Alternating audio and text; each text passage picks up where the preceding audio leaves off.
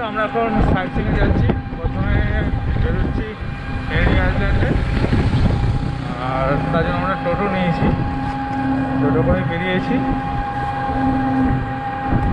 টোটো ভাড়াটা করে নেগোসিয়েট করে নেবেন। আর সাইট সিইংয়ে আমরা দেখবো হেনরি আইল্যান্ড, ফ্রেজারগঞ্জ, বেনফিস, আর একটা কি দাদা বললেন, কার্গিল সি বিচ, এই চারটে। তো চলুন দেখা যাক। তো বন্ধুরা, আমরা এসে গেছি হেনরিজ আইল্যান্ড। আর এখানে হেঁটে যেতে হবে এই রাস্তা দিয়ে, পিছনে যেটা দেখা যাচ্ছে।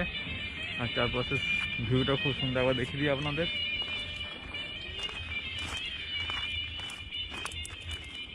এবার সুন্দরীর জঙ্গলের মাঝখান দিয়ে আমাদের যেতে হবে, চলুন।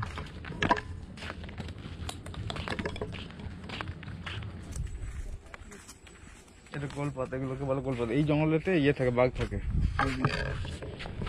দেখতে নারকেলের মতো, কিন্তু নাম হচ্ছে গোলপাতা। এই নারকেলের, হ্যাঁ, এটা হচ্ছে গোলপাতা গাছ। ওই গাছের জঙ্গলেতে বাঘ থাকে।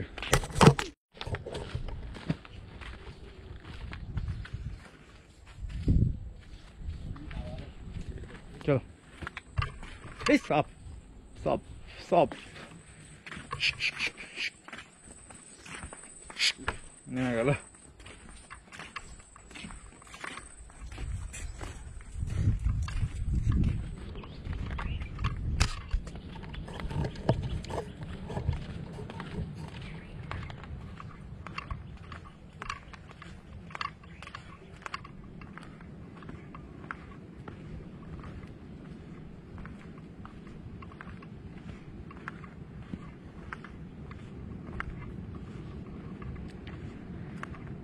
এটাই হেনরিজ আইল্যান্ড।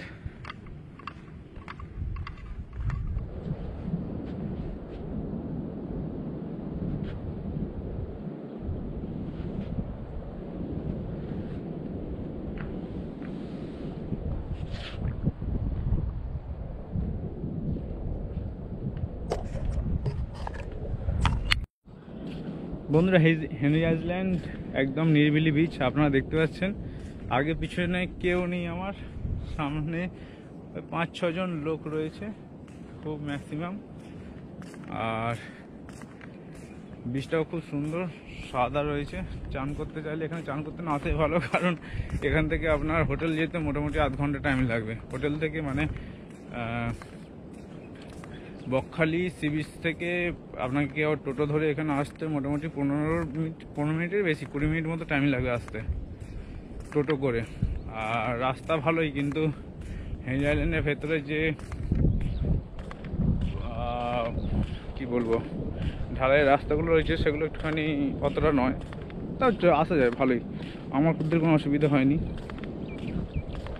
আর এখানটা দেখছেন খুব সুন্দর জায়গা এমনিতে।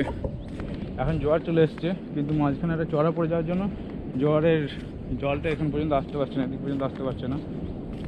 মাঝখানে একটা খাড়ি সৃষ্টি হয়েছে, খাড়িতে যখন জোয়ার আসে তখন এইটা জলে ভর্তি হয়ে যায়। আদারওয়াইজ এটা ফাঁকা মানে শুকনো থাকে, আপনি এখান থেকে গিয়ে সামনে সমুদ্র পর্যন্ত যেতে পারেন। এখন আওয়াজ হয়তো শুনতে পাচ্ছেন আপনারা, যে ঢেউটা আসছে জোয়ারের বা সমুদ্রের যে ঢেউটা, সেটা ওই যে দ্বীপটা সৃষ্টি হয়েছে, দ্বীপের ওখানেতে গিয়ে আটকে যাচ্ছে। আমরা যাচ্ছি সামনে, একটু যাব, ওখানে মাছ ধরছে জেলেরা, হাত টানা জালে আবার, তো সেটা দেখতে যাচ্ছি, চলুন।